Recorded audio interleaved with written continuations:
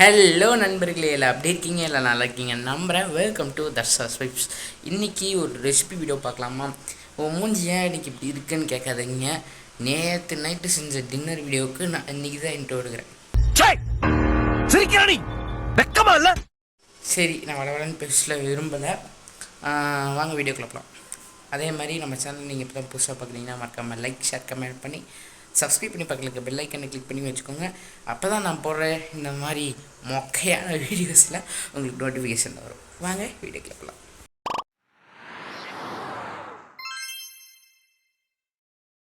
இப்போ ஸ்டவ் வச்சு தண்ணி ஊற்றி ஸ்டவ் என்ன இன்னைக்கு ரொம்ப ஜாம் ஆகுது வச்சு இது கடாய் வச்சு அதில் தண்ணி ஊற்றி தண்ணிக்கு வச்ச வட்டி பாஸ்தா அது கொஞ்ச நேரம் சூடான வாட்டி 1 டேபிள் ஸ்பூன் ஆயில் அண்டு கொஞ்சமாக சால்ட் சேர்த்துக்கிறேன். அவ்வளோது சால்ட் தான் சேர்க்குறேன். சால்ட் சேர்த்துக்கிறேன். இப்போ ஒரு நல்லா இது மிக்ஸ் பண்ணிடலாம்.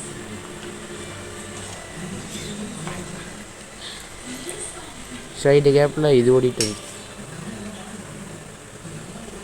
அப்புறம் சைடு கேப்பில் தட்டைப்பயிறு இருந்துச்சு வச்சுருந்தேன், அதை சாப்பிட்டுட்டு இருந்தேன். எப்போ பார்த்தாலும் சோறு சோறு சோறுன்னு.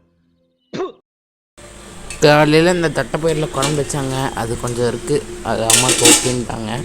சாதமும் கொஞ்சம் இருக்குது. ஸோ அதனால் எனக்கு மட்டும்தான். அப்பா வந்துட்டு இன்றைக்கி நைட் லேட்டாக தான் வருவார்.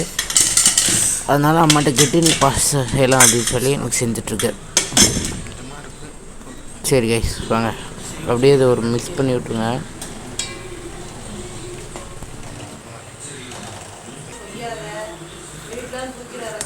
இதுக்கு ஒரு பேஸ்ட் அரைக்கணும். அதுக்கு 2 மீடியம் சைஸ் தக்காளி, கூடவே 2 மிளகாய், இது எல்லாத்தையும் 2 வெங்காயத்தை கேட்ச் பிடிச்சோம் இல்லையா, அதை தோல் உரித்து சேர்த்துக்கிறேன்.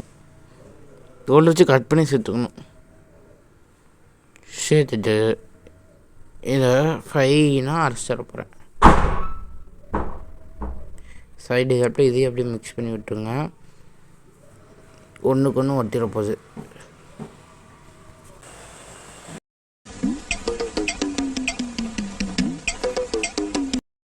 இந்த மாதிரி பல்ஸ் மூடில் திருப்பி அரைச்சி எடுத்துக்கோங்க. இது இருக்கட்டும். நான் இப்போ இந்த பாஸ்தா கூட கொஞ்சமாக ஆரிகானோ சீசனிங் சேர்த்த போகிறேன். சேர்த்துக்கலாம். ரொம்ப சேர்த்தக்கூடாது, கொஞ்சமாக ஒரு பிச் சேர்த்த போட்டு நல்லா ஒரு மிக்ஸ் பண்ணிக்கலாம்.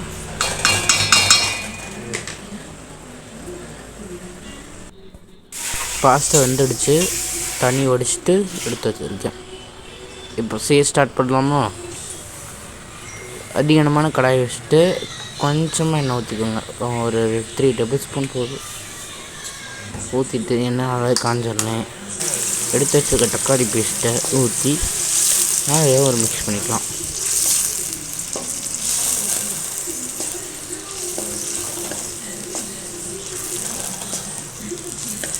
நல்லா மிக்ஸ் பண்ணிவிட்டு இது கூடவே சால்ட்டு பார்த்து சேர்த்துக்கோங்க. ஏன்னா ஏற்கனவே சேர்த்துருக்கோம். நல்லா மிக்ஸ் பண்ணி விட்டுக்கலாம்.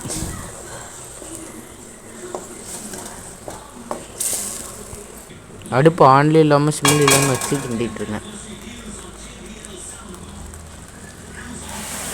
இப்போ இதனால எண்ணெய் பிரிஞ்சு வரட்டும். எண்ணெய் கம்மியாக தான் இருக்குது. இப்போ நான் அது கூட ப்ரூ தூள் சேர்த்து போகிறேன்.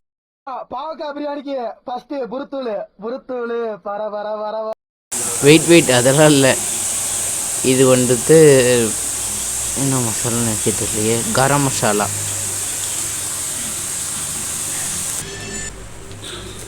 அதுக்கப்புறமேட்டு நல்லா மிக்ஸ் பண்ணிக்கணும்.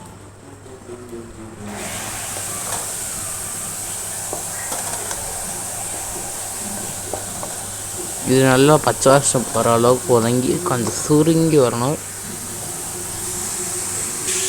ஓரளவுக்கு பச்சை வாசம்லாம் போயிடுச்சு. இது கூட நம்ம பாஸ்தா சேர்த்த போகிறோம்.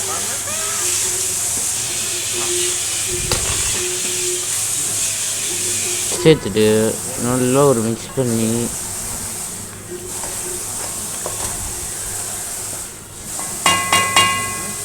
கொஞ்ச நேரம் மசாலா அதெல்லாம் இறங்கட்டும்.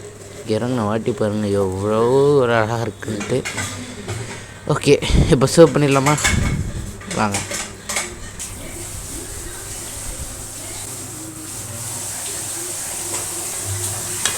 கொஞ்சம் நான் வச்சுருக்கேன். நைட்டு வந்துட்டு குக் வித் கோமாளி பார்த்துட்டே சாப்பிட்லான்ட்டு. இது சனிக்கிழமை இதில் ஷூட் பண்ண வீடியோ. ஆட் பண்ணிக்கலாம்.